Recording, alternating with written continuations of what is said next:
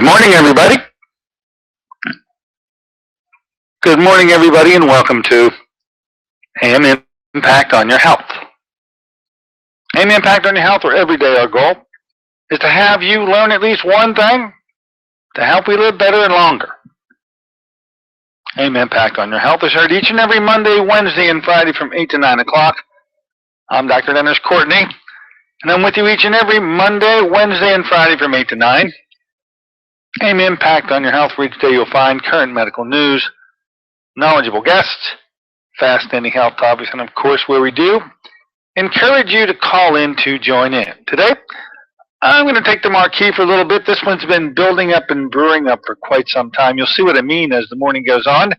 But we'll entitle this, How to Clear Up the Cholesterol Confusion. More about that, but it's just reached such a point that I had to do something about it. Hit what I guess they call critical mass. And every time I hit that point, I just have to vent. And I'll be venting today. But I'll be supplying you with a whole bunch of factual information that I believe packs quite a wallop with it educationally. And so we will be clearing up the cholesterol confusion this morning. Now, if in the course of my discussion with you, you want to call in to ask a question or make a comment, the number, of course, will be 412-825-6262. That's 412-825-6262, and I will give that number additionally throughout the hour. Let's take a look at some of the festivities and activities coming up this week. Action-packed, folks. You do not want to miss. I know I don't want to miss Wednesday's show. The great one of the original, if not the original, alternative medicine doctor here in Western Pennsylvania. Just an illustrious career, working up in the North Hills Cranberry section for as many years as he did. Dr. Don Mantell is going to be my guest on Wednesday. Now, I'm looking forward to it. It's a real treat to know this gentleman. I consider him quite a mentor of mine, and now actually a patient of mine. And just shooting the breeze as we once he just said, you know what, I'd really like to come on your show and talk about what we're doing here. And I hadn't thought of that. And I said, well, absolutely.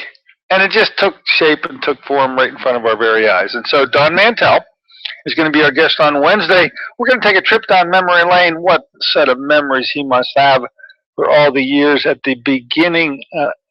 He was there. He was there at the beginning. I think he knows all the big names of that era and that epic. And he's certainly willing to talk about him. We're going to have him our guest on Wednesday. You don't want to miss that show. Other up-and-coming issues. We got training, folks. Avasia training in your backyard. Avasia is coming to town through the help of First Alternatives. They are the sole marketer for the Avasia units and this kind of microcurrent treatment. We've had Mike Legal, the president and CEO of First Alternatives, on the show. We've also had Lynn Teachworth, who will be teaching the event on the 23rd of August here in Pittsburgh. Is going to be piggybacked right on the tail end of a national conference held here in Pittsburgh for massage therapists. They'll be coming from all over the country, and they'll be headed to Lawrence Convention Center for a few days. It ends for them on the 22nd of August. Our program on the 23rd will be available for those who want to get trained in the Avasia units. They are unique unto themselves. They are one of a kind, and to learn how to use them, it's not difficult, but you really do need to take special training for it. If you think you'd like to be involved with that training, here's what you do. You can go to the website now. If you have not purchased an Avasia unit for you, head to this website, First Alternatives, plural.com. On the opening page, click on the icon marked Training. Then you'll see August 23rd venue. Click on it. And the paperwork can be filled out online. You can pay for it online, and you'll be registered and raring to go. If by a chance you have already purchased an Avasia unit, you get a special discount for having done so. So don't register online. Show up on the 23rd at 8 o'clock instead of 8:30 like registration normally is. 8 o'clock. There'll be special paperwork for you to be able to fill out to get a substantial, I think it's $150 off, $100 to $150 off price of the admission. So firstalternatives.com, click on training, and take it from there. I'm glad to be able to bring it to you. We'll try to get Lynn or Mike on the show before that time comes up. Hey, do we have a knock on the door? Come on the store and long walk aboard. Who's out there? Yes, Dr. Courtney. Yes. I got a question. If you ever heard of macular hole, an eye condition? Oh, hey, that's one of the retinal diseases. Right offhand, I can think of about 12 different retinal diseases that I have in list form. The three biggies that I always put the top list are macular degeneration, glaucoma, as well as diabetic retinopathy. But in that list, because there's a lesser number of people afflicted with it, macular pucker, macular hole are also part of the retinal diseases, and certainly are as retinal conditions do respond as well as all the other retinal conditions do. Retinitis pigmentosa, by the way, even a more rare of a condition to find, still excellent results. So yes, macular hole is on the list. Don't just excuse me for not mentioning too often, because it's a rarer condition rather than the other three. What's a lack of circulation or lack of nutrition? Well, hey, first of all, you picked 2 of the 3 problems right off the bat. Any disease, including the retinal disease, always has a 3-pronged problem. One's deficiencies. The one you missed are the toxicities, and the perfusion, getting blood flow back to the retina. All those 3 things can begin and occur in the 3-day program that we offer. You should really consider it. If you do have a macular hole, it's possible to revitalize that hole and have it, and get a load of this, fully functioning once again. So come on in and find out more about it. Okay, thank you. Absolutely. Yep. In keeping with that question, you should know up-and-coming eye programs. We actually start one today. By that I mean we've got a number of people inbound to the office today. We'll be here for the retinal problems Monday, Tuesday, Wednesday. It's a 3-day program for them. But of course, this is the 3rd group now of the cataract folks. And that's a new contingency. And they're doing extremely well. And I'll report back to you on Friday, because they're here from Monday to Thursday, and let you know how this group did. Up to this point, everybody's really doing well. We think we've really solved this issue, and it was dumbfounding even to us to have stumbled across this. But of course, more on that up-and-coming results keep getting added to the list. So if you are afflicted with either retinal diseases, as the gentleman pointed out a moment ago, macular hole is one of them. But in every one of these cases of a retinal disease, you really don't have a conventional therapy to compete with. In other words, it's not as though you go, well, my eye doctor wants me to do this and this and this, and I don't know if I want to do that alternative stuff. You've got a pretty easy choice to make, because you have no choice. Because there is no offering from the conventional medical community. In an almost dumbfounded fashion, they are silent. There is nothing to do. The consultation goes something like, dear sir, dear ma'am, unfortunately you have macular degeneration for which we can do nothing. And but I'll continue to follow you and watch you slide off of that hill slowly, or tumble down that hill quickly, and that's the best I can do. Now, that's a pretty difficult spot to be in, and we thank Edward Condrat, over 15 years now, who has developed these 3-day eye treatment programs, took them all over the country, and for the last 2 years, this is the anniversary month, began in July of 2013. For the last 2 years, we are the northern affiliate for Edward, and you can be treated by the master himself down in Fort Myers, Florida. That's his home base now. Or if you want to keep it local, he's still involved with every case, no matter whether you go down there or stay up here. But find out more. Head to our website at pittsburgheyeprotocol.com. That's pittsburgheyeprotocol.com. And there you'll find out a description of what we do here. We do link on to Dr. Ed Condrat's website, which is healingtheeye.com. He, of course, represents his group down there called Healing the Eye and Wellness Center out of Fort Myers. Anyway, plenty of information to get with respect to will you be benefited by this. And I think now that we've handled the lens issue with the cataracts and being able to always help with the retinal issues, we've really got a set of therapies here that are just about ready to break loose. I'll keep bringing you information, letting you know on Friday how this group did. Now, this is an unusual month because so many of you have responded. We're doing a double whack at this.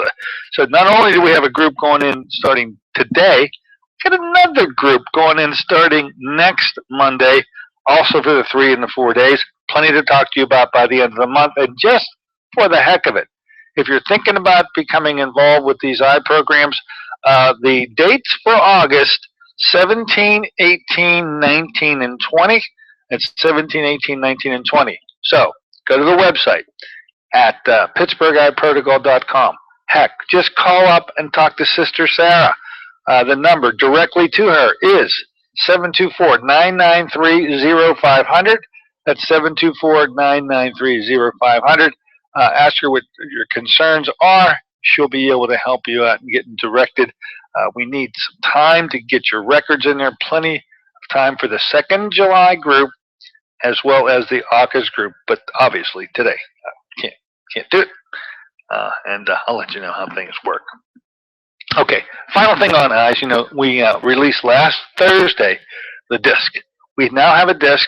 We sort of put these things together when we noticed that there's a lot of information to give to you, and rather than having the opportunity over and over again to just take 3 hours out of my time, which I would be enjoy doing, but I'd love for you to have a way of doing this in the privacy of your own home. So we make a disc, and we have completed the disc. This disc is on. Well, there's 3 components to it. Number 1, the program we did with Ed Condrot, it was on December 17th of 2014. We entitled the show The Watergate of Eye Care. He was all riled up back then because of these injections that retinal specialists used to treat wet macular degeneration. We found out there's a whole host of problems with them and no benefit to them. Anyway, he came on the show. That's a platinum show. We put that on the disc. Number 2, the show with Dr. Todd Wiley, the eye doctor from out there in Spokane. That's what it is, Spokane, Washington, who was getting wonderful results treating cataracts in a way no one else ever was. He was using something called the Beamer. Well, we had to tell that story, and he came on the show to do it, and that one's on the disc. And then finally, when we completed or added to the Beamer with some additional items and had our own program, we had to bring you the results. None better to do that than our own eye doctor, Dr. Lisa Bowen, the show from June 3rd. These 3 shows are platinum. They certainly tell a story we like to tell. The discs are available. You want to call in. The cost of the disc is just $5, and you'll be happy to have one either for yourself if you're afflicted, or if you want to do somebody a favor, get them a disc and just pass it on and let them listen to what you may already know and have a difficult time maybe approaching for him or her. The disc will do the work for you, and they'll be absolutely happy that you did that for them. Okay. Going to take a short break, folks. When we come back, we'll reset the gears and move into unclouding a confused area on cholesterol. Hey, you'll find out what I mean in just a minute. Looking forward to it. Be right back in a moment with clearing up the cholesterol confusion.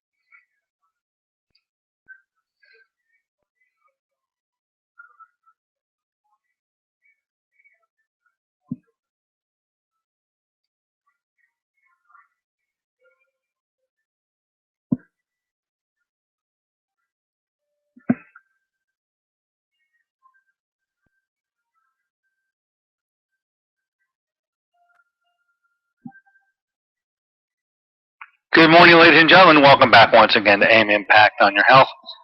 Heard here in KHB 620 each and every Monday, Wednesday, and Friday from 8 to 9 o'clock. I'm Dr. Dennis Courtney with you today on the Monday morning version of the show, and I've been gearing up for this one, folks. It's been a slow burn here as I keep watching the medical literature out there, and what I see coming on the horizon is a launching of another entire group of statin drugs. Now, I fended them off for quite a bit of time now, and they pretty much whimpered away and everything got quiet. But there's a new round coming, and with this new round, a lot of pre-launch publicity about them, which stirred the pot up again, which said to me, oh boy, I got to come back and I got to hit this issue again. We've done it before. And we're going to do it again. And if you have taken this trip with me before, I hope you see it parallel to what you've come to acquire as your approach to looking at statin drugs. And if you've never taken this journey before, well, welcome aboard for your first ride. The ride has never changed. We haven't varied one bit from our approach in this, and we'll continue to do so. But today I thought we would spend some time talking about clearing up what to me appears to be a lot of cholesterol confusion. I just sat down and started to jot down various facts, one after another, and the pen wouldn't stop. It just kept going, and it just kept going, and burgeoning, and I could see that with each advancing point that I was making, another one would come out. And so quite a few facts, point for point, or how I'm going to approach this today.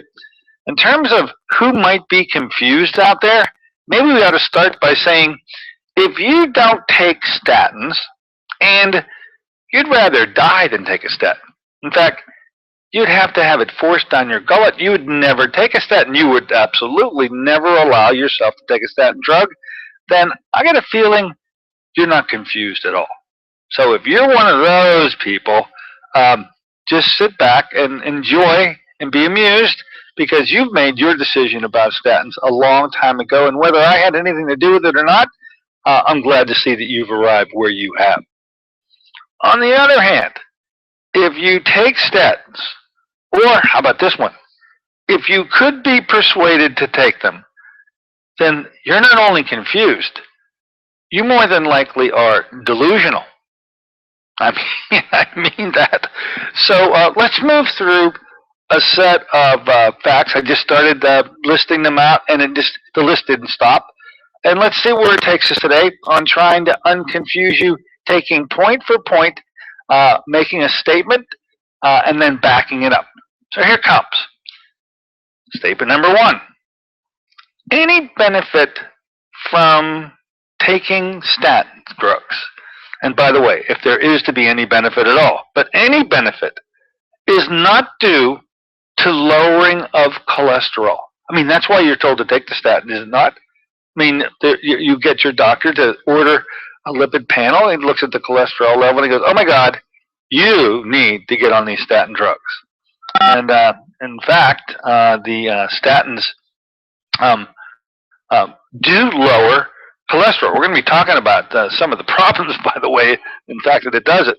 But the benefit to you, if there is one, and we'll be talking about that one case where there is one, has nothing to do with lowering of cholesterol at all. I will get to that point in a moment. I think I got a caller coming on in here. Hello, welcome aboard. What's on your mind? Go right ahead. Yeah, this isn't about statins. How are you, Doc? Oh, Danville, say it quick, buddy. Go ahead. All right, I got a tooth that's hurting me. I had heard peroxide and a little bit of baking soda. Or what is it? Sodium. Oh boy. Yeah. Well, you know what? There's so much discomfort with a tooth, especially if there is an infection there, and you're more than likely going to have to take something to help alleviate that infection. There's pressure that builds up behind a tooth, and at least they should be able to vent that pressure off. Here's the problem. Do not allow yourself to move into that thing called a root canal because you're in a bad way right now. But get to a dentist that can take care of the infection portion of this and maybe you can avoid anything else crazy happen to you. Okay? What's up with the peroxide and the, what do you call it though? What is it? Well, I mean, that's an antimicrobial. So the antimicrobial component. That's what the benefit of it would be. But Danville, you need to get to a dentist. Go do it. Yeah. All right. Thanks for calling in, Danville. Call it another time, buddy. All right. That's Danville. I love the guy. Love him. All right. So back here we are to the statins and the confusion. So as I've already said, if there's going to be a benefit to be obtained by taking a statin, the benefit, that is, will not be because of lowering cholesterol, which is why you were told to take the statin to begin with. Next point. There is only one category of patient that has shown to be improved from taking statins at all. One group. Millions and millions of people on statin drugs. There is one group that shows a benefit by taking statins. Listen to this. To be in that group, number one, you have to be a male. So if you're a female taking a statin right off the bat, you cannot be helped at all from taking that statin. Number two, you got to be over the age of 50, and that may pretty well be on target. But how about this one? Point number three. You had to have had a previous MI. Now, an MI means a heart attack. You had to have already had a heart attack, at least one. Be a male and be over 50 if you're going to get a benefit from taking statins at all. That group's pretty small, folks, compared to the number of people who are on statins. And so if you're on a statin and you're a female, right off the bat, we got a problem, Houston.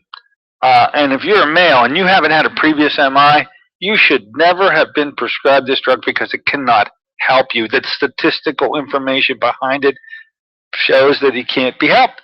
And by the way, I use as my source for this the literature I've read, as well as, and you know you've been on the show, it's Dr. Stephen Sinatra, who's publicized this in many different venues, at least in 2 of his last 3 publications. Okay, so next point. Let's see if we can continue to unconfuse you. Maybe I'm confusing you. I don't know. The benefit of this group of people who are receiving an improvement from taking a statin are not getting that benefit due to lowering cholesterol. Remember, you were put on the statin because of your cholesterol level. We're going to be taking some more time to describe why it is your cholesterol was never low to begin with, but that's neither here nor there. Any benefit to you will not be obtained if you're a male, if you're over 50 and you've had a previous MI and you're in that group. It's the anti-inflammatory capability of statins that can provide you with a benefit. So if you're taking it to lower your cholesterol, which I believe your doctors more than likely have described to you as what you need to do, you really, and you're in that group, and there's a small number of you out there who are in that group, the benefit to you will be an anti-inflammatory benefit. It won't be lowering your cholesterol at all. So if you do something, you at least need to be doing it for the right reasons, not the wrong reasons. Now, in keeping with that anti-inflammatory component of the statin drugs, let's just say this. Next point. There are far better ways to get that anti-inflammatory benefit besides or instead of taking a statin drug. So if you want an anti-inflame, I wouldn't be recommending statins to do the anti-inflaming. Okay, so they can anti-inflame. And so you benefit from the anti-inflammation. But at what cost? And we'll be talking about the potential side effects of the statin drugs before too much time goes up. So, yeah, I like the idea of anti-inflammation, but no, not taking any statin to get that benefit. In fact, as you should well know by now, and we're not going to do it today, but there happens to be 18 inflammatory markers that are found by doing analysis of a laboratory analysis of your blood. 18 of them. And although we won't get down into the weeds on all 18 of those today, the conventional medical community only orders one of those 18 inflammatory markers to check on you and how well you're doing. By the way, which one do they check on? They check on the lipid panel. That's it. The cholesterol level. As if that's the big deal. It's not the big deal. There are 17 other things to take a look at. And they're never ordered. Oh, things like homocysteine, lipoprotein A, ferritin level, the list goes on and on and on. Myeloperoxidase, BNP, which is brain natriuretic peptide. These continually yield information that might point to an inflammation that can be solved by reducing that particular parameter. But if you're not going to order the test, you'll never know whether that parameter is out of its proper ratio and proportion in the blood, and you'll never know to correct it. So by the way, just for the heck of it, why is it that these doctors don't order all 18 of those inflammatory markers? And they sure don't. Now here's the answer. As it stands today, there is no medicine to reduce 17 of the 18 inflammatory markers that are potentially able to be ordered by a doctor via prescription and laboratory analysis. 17 of the 18 don't have a medicine to fix it. Now, there's a couple things to say about that. You better hope they never do have a medicine to fix those 17 of 18, or you'll need a wheelbarrow to get outside of a doctor's office. You'll have so many drugs heaped up on you on the way passing through the hallway in the back that you won't be able to get out the front. So it's a good thing that there is no medicine to fix 17 of the 18. Okay, that really is a good thing.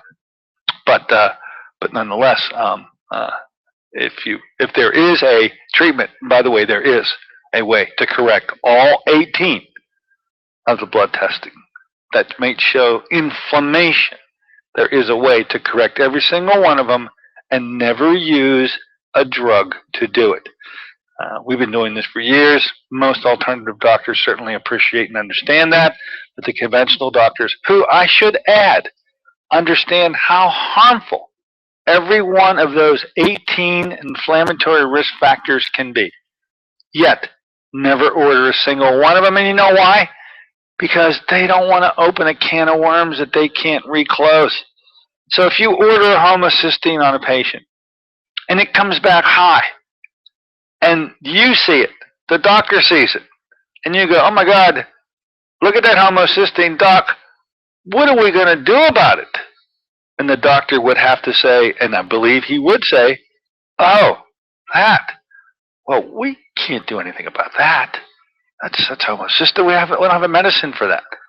So rather than opening 18 potential can of worms, the doctors don't order it at all. And that's the inflammatory factor that very well may turn the tide for you. So I don't want to hear about statins used for an anti-inflammatory benefit, even though they do pack one. At what cost, I believe, should be the question. At what price? At potentially what side effect?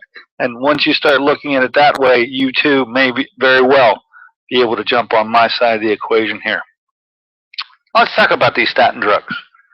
Every single one of them destroy muscle tissue, literally digest it, literally break it down. The process has got a very fancy name. You may never have heard the name before, but every doctor certainly has. The name of the phenomenon used, the process, the chemical process that occurs when taking a statin drugs where muscle tissue becomes digested, is called rhabdomyolysis. Big word. We don't have to bring it up again, but there is a term for it. And rhabdomyolysis is common to every single one of the statin drugs degrade and digest muscle tissue. Consequently, do you remember hearing maybe from your doctor that, you may get muscle aches and pains from taking a statin drug? If you're out there and you've taken a statin drug and you've gotten one of these side effects, you already know about the muscle soreness. You just didn't know why. It was never explained. That's sore. Yeah. Well, of course, this statin drug is just chewing up your muscles. I mean, it's digesting them. By the way, you can measure that through doing what's called a CPK, a creatinine phosphokinase. You literally can measure and find out how much of the muscle is being destroyed. But the fact that every single statin does it, and there's not one exception, it's only a matter of, in that particular case, does this statin drug cause more or lesser amounts of rhabdomyolysis? As to whether or not there is muscular digestion going on, that is not the question. Rhabdomyolysis occurs in every statin, and based on that, if you have muscle soreness, will be the reason for removing the statin drug from you. What I'm telling you is, whether you get the muscle soreness or not, as a result of this, you are still digesting muscle. That's not good, and you, more than likely, if it's brought to your attention, may create a little bit of controversy with your own doctor. As a result of this, a large volume of muscular proteins end up being digested and broken down and sent to other body parts to deal with. And the two organs in particular that don't like that level of muscular proteins being sent to it by virtue of having muscular tissue digested. The two organs in particular are, number one, the kidney, and number two, the liver. And there are certainly multiple cases of liver and kidney failure. By the way, kidney failure so abrupt and so devastating that the patient did not survive because of it. Now, I admit that's in very rare conditions, and Donald Carew used to say that the number of 44. He said whenever a drug is released to the market and they have to consider taking it off the market because it killed too many people, the magic number that you have to hit in order for the FDA to consider pulling it from the market, Don Carew said that was 44. That when you killed 44 people, finally somebody said, whoop, we hit it again. You know what, we should take a look at this drug, and maybe it's not a good thing for the public to be able to get it. And so there have been those statin drugs that were removed from the formularies and no longer available because, well, they killed 45 and up. That was it. 44 and below, it's all right. 45 and up, it's not. It's crazy, but that's the way it is. Liver failure has also caused its share of mortality and morbidity. So the issue of the rhabdomyolysis and the statin drugs is a big issue. And whether you're feeling the muscle soreness or not, or whether you're getting so much digestion of musculature that's actually affecting your organs or not, do you really want to digest the muscle to begin with? Because you can't avoid that. If you're taking a statin drug, it's going to happen, and you will maybe be lucky enough that muscle soreness tips you off to know that something's just not right about those statins. You can't take them. But if you're not lucky enough to have that happen, and you're actually feeling great, a patient says to me, "Oh, I don't have any problem. I don't have any problem with that muscle soreness thing. Now, I take my statins, and I'm feeling wonderful. It doesn't bother me." Well, the real issue is it's bothering you. You just don't have a physical symptom to know how badly it's bothering you, and that's actually the problem. You're not better off for it. You're actually much worse off for it, and we'll let it go at that. Might as well find out who's knocking on the door. Come on this door. Hello, welcome aboard. What's on your mind? Go right ahead. Hello. Hi, Dr. Courtney. Have you ever heard of the Walsh Institute? The Walsh Institute. I'm not familiar with it. Who's Walsh Institute? Health researcher who's come up with a protocol for treating psychiatric conditions. He's put it all together, and he seems to have trained about 95 doctors. I mean, something such as some people can't process the inorganic copper in the water supply, and he has a whole list of other things. And it sounds like it'd be something that would fit in with your approach to medicine. Tell you what I'm going to do. I want to thank you for the call. I'm going to write down, as I do so often, I'm going to write down Walsh Institute, and I will. WalshInstitute.org is their website. All right. I promise I will check this out. I will report back to all of you, and if there's a show in the offing here, I'll take the steps to make it happen, as I so oftentimes do. Thank you very much. Okay. Thank you very much. Another knock on the door. Come on, the store. Hello, welcome aboard. What's on your mind? Go right ahead. Hi, Dr. Courtney. Hi. Just wanted to know if you could recommend something for the high fibrinogen, being that you're on those inflammatory marker subjects. Yeah, okay. Well, I'll talk to you about the fibrinogen. In December with you. Mm-hmm. And the one, you were very, comprehensive in the CRP. Oh, yeah, there's 18 tests. That's one of them. Yeah, and the fibrinogen was the one that was kind of high. Okay, well. I just started I've been on Natto for years, but I just started recently within the last 6 months taking the serapeptidase or however Exactly. You need a pretty little enzyme. I say the better enzyme to take, and I'll just answer your question directly. Lumbro. Lumbro, either Natto or Lumbro, and Lumbro kinase would be the better representative. That's how to deal with fibrinogen. I can't lower fibrinogen. I must therefore prevent you from developing clots that can grow at any size. So in a secondary way, should be able to treat people with high fibrinogen, but I can't lower the fibrinogen. It's just we have to be able to continue to digest the clots, and Lumbro kinase is the best way to do it. Okay? Would chelation help that at all? No, that doesn't lower fibrinogen. You've got to deal with the problem created by an increased fibrinogen level, which is the predisposition to developing a clot, even when you're not supposed to. Even when it's underlying cardiovascular issues I have? Oh, it's underlying your cardiovascular issues. There's no doubt about it. But in your case, unlike somebody else, fibrinogen is one of your issues that we have to deal with. Another person may have the same set of problems at the level of the microvasculature, but their fibrinogen is completely normal, and they don't have to deal with the fibrinogen issue. You do. That's what's unique to you. Okay? Okay, thanks. Absolutely.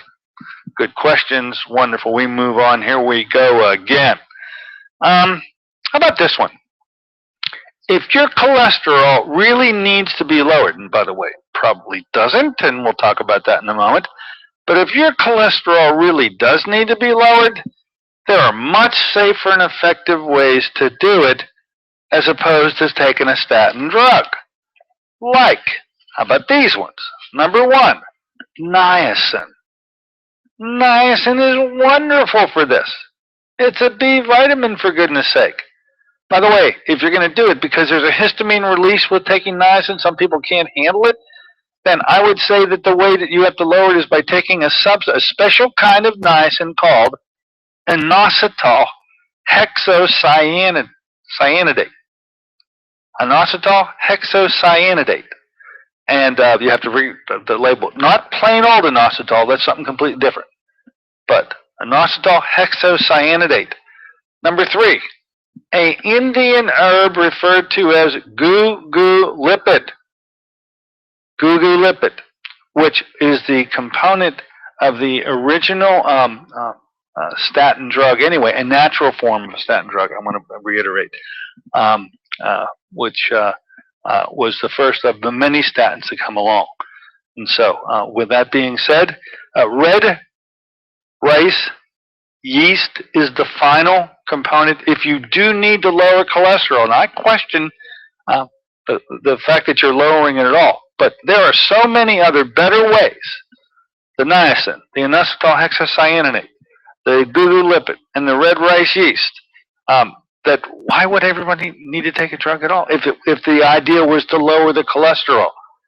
And it's not. Next point. Let me tell you about a patient once. Patient of mine. He taught me a great deal because, I do these lipid panels on everybody, and I've seen quite a few patients come across my desk looking at their lipid panel.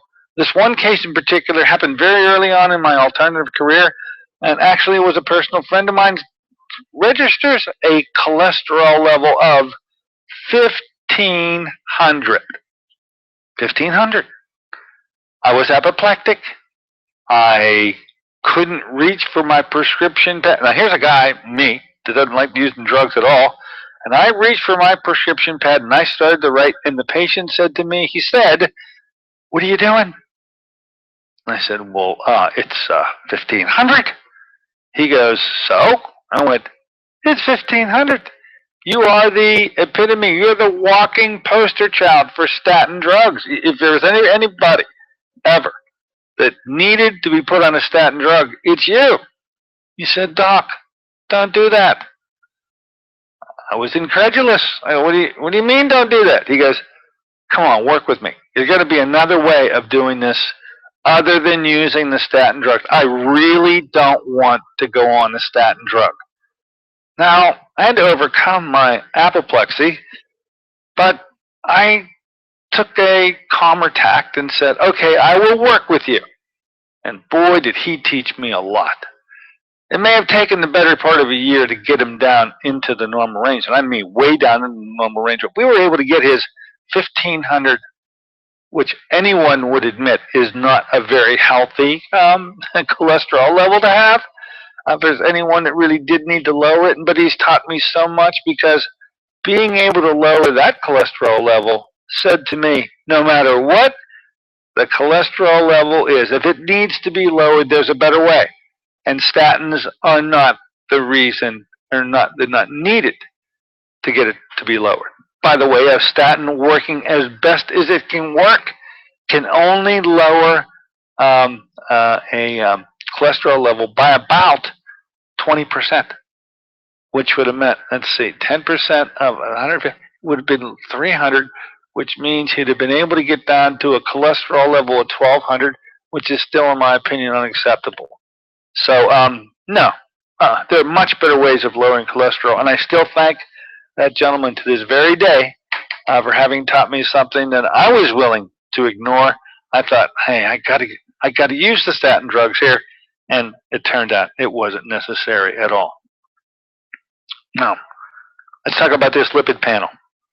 This lipid panel. You know, any doctor anywhere in the country, when you see them, is going to order 3 tests. They happen. These 3. Number 1 is a CBC, which is a complete blood count. Number 2 is a comprehensive metabolic panel. And number 3 is a lipid panel. It just goes 1, 2, and 3, no matter where you are in the world. These are the 3 things that get ordered. So it's the most common lab ordered in the world.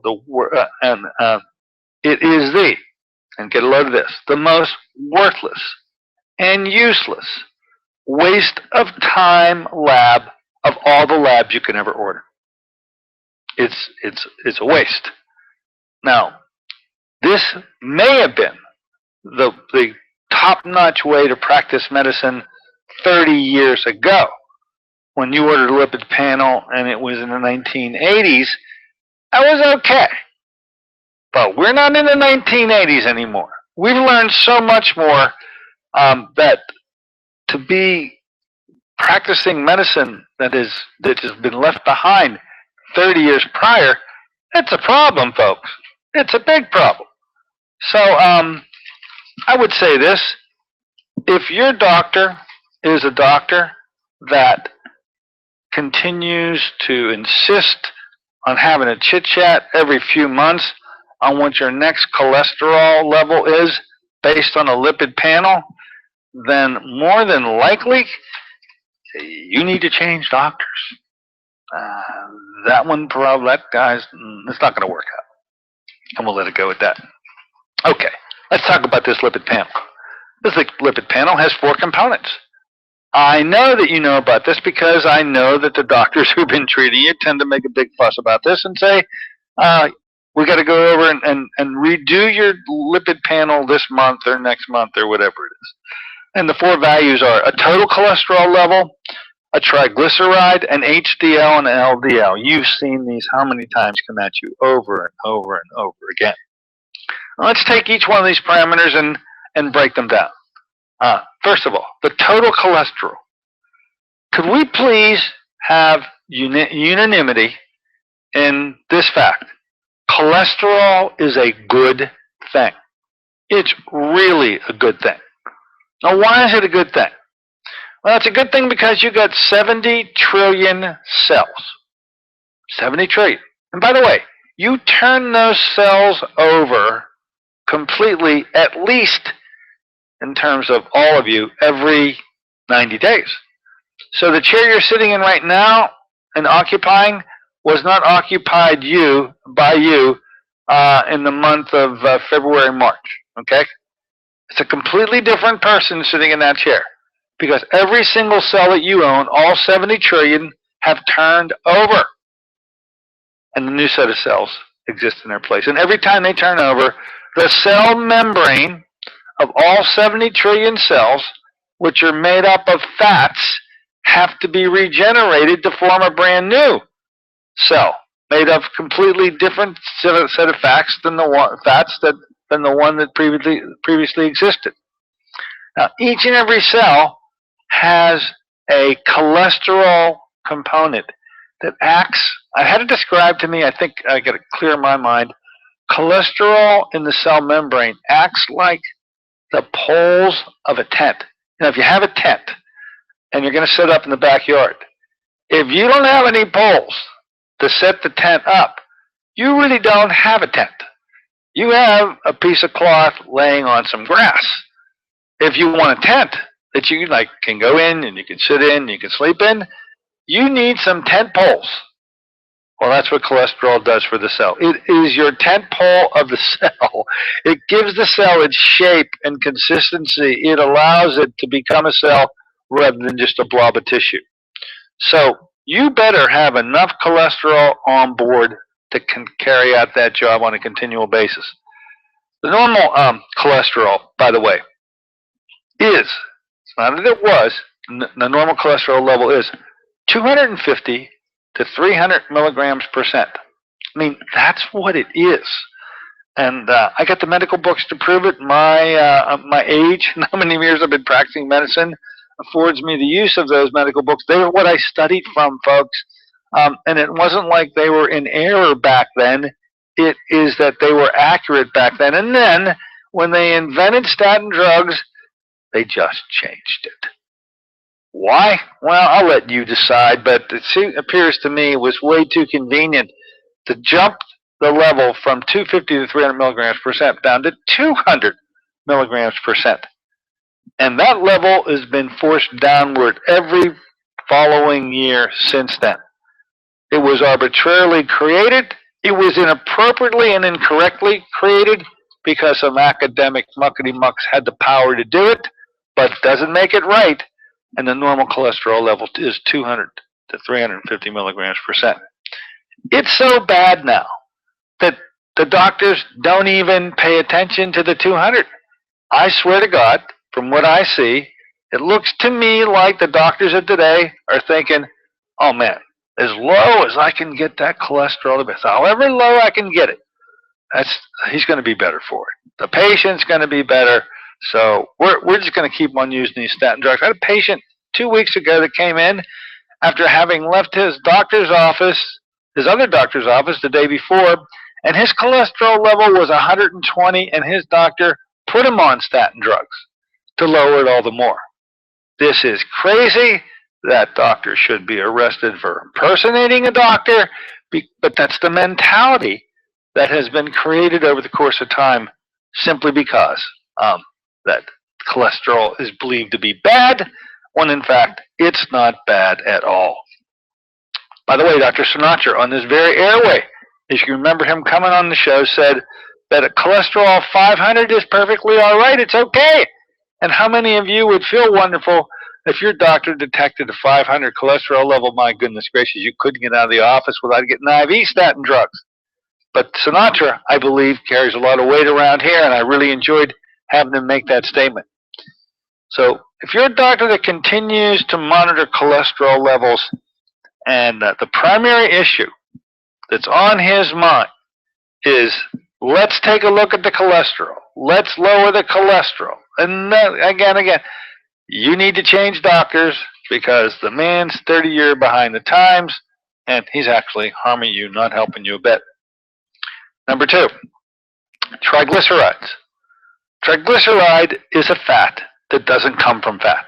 In fact, The carbohydrates that you eat today, during all of today, overnight, if you don't metabolize those carbohydrates, they wind up in becoming a fat overnight and form what's known as a triglyceride.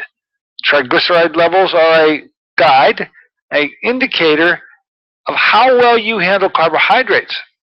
And when triglycerides are elevated, and they normally should be about half of what the cholesterol level is, when they're elevated, it is pointing out to the fact that your carbohydrate load has been inappropriate. The nice thing about triglyceride is, for the most part, they're only elevated for about the 24 hours after you've consumed the fatty meal. So if I find a triglyceride level that's high, I tell the patient, look, let's clean up your diet for a day. Let's see really what this is in terms of, do you have a carbohydrate issue that needs treated or not? And we can usually find that quite easily. The better way, of course, for looking at triglyceride is to not look at that as the sole carbohydrate monitor. The better one is hemoglobin A1C. We'll reserve that for another day, not today. And we move on. HDL. HDL, which is another one of the parameters found in a lipid panel, is supposedly your good cholesterol, and it really is. More than likely, you can thank your parents, mother and father, for passing hereditarily the trait on to you, and you can influence HDL levels with exercise and activity and some dietary approaches, but for the most part, it's hereditarily determined. And if you have an elevated HDL, that's great. But if you don't, it's very difficult to get and generate one.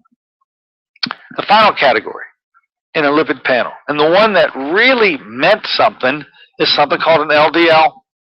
An LDL has always been the problem. That's why the statin drugs were invented.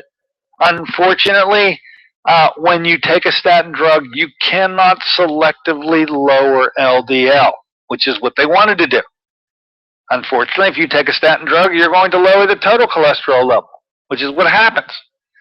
And because it happens with regularity, the word cholesterol has been, the word LDL has been morphed to be equal to and the same as the word cholesterol. They don't even make the distinction anymore. They just use the word cholesterol. I believe they're confused, and when in fact there is a definite need to separate the two. Total cholesterol is a good thing. LDL, supposedly known as the bad cholesterol, can be a problem. It can be. But let's make some statements about LDL that we now know. The first is, LDL by itself cannot hurt you. Only oxidized LDL can. Oxidized, has to be oxidized. This leads to the number one important lab test of this now new generation, this new era, that I'm going to find in most cases your doctors do not order. The test that must be ordered in order to break down the LDL into its 5 component parts. There are 5 particles that make up an LDL. So if you see an LDL of, let's say, 120 or 130, there are 5 components to go in to add up to 120. And you need to break them down through a test. Here's the key test. This is the one your doctor has to order. It's either called an NMR or a VAP. And we don't even have to get into what the letters mean. You have to ask your doctor to order it. And when you get back the results, you can find out what the only fraction of those 5 particles that mean something really is. And that fraction is referred to as the small LDL fraction. Because you see, small LDL can be harmful. All the other of the 4 factors cannot hurt you. In fact, they're actually beneficial. So if you don't order an NMR, how are you ever going to know what the small LDL fraction is? And in many cases, the small LDL fraction is completely normal no matter what the LDL aggregate is. So you got to ask your doctor to order an NMR, which for a while, he's not going to know what you're talking about. But you insist because all the laboratories know about it. They absolutely can do it. And maybe you have to keep your doctor sane and on track. But when you order that, if you're small LDL and on an NMR, the normal levels go up to 527. If you have an NMR below the small LDL fraction of less than 527, and considerably less, you're no trouble at all with your LDL. But what if it is higher? This is the one test that really points out where something needs to be done. What if your small LDL is 800? Then I believe, Houston, you have a problem. But to resolve the problem, do not, I repeat, do not take a statin drug to try to lower your small LDL fraction, because you can't do it. You can't selectively lower LDL anyway. You sure as heck can't selectively lower the small LDL. So what you have to do, and that our patients routinely do, is you have to prevent the small LDL from oxidizing. And when you want to prevent something from oxidizing, you take an antioxidant. And everybody who comes to me in my practice for the last 2 years now knows that the antioxidant of choice is known as astaxanthin. What a crescendo moment. Thank you, Bill, for your chopsticks right at the right point. I hope that we have unconfused you where there may be some confusion. If I've added to that confusion, I'll be happy to answer questions on the up and coming shows. But I want to thank you for hanging in there with me today and letting me get this off my chest. Can't you tell it's been bugging me? And now I feel better. It's been a cathartic experience for me. I hope it's been enlightening for you. I look forward to seeing you on Wednesday when the man himself, Dr. Don Mantell, will be our guest. Until then, this is Dr. Dennis Courtney saying so long for AIM Impact on Your Health.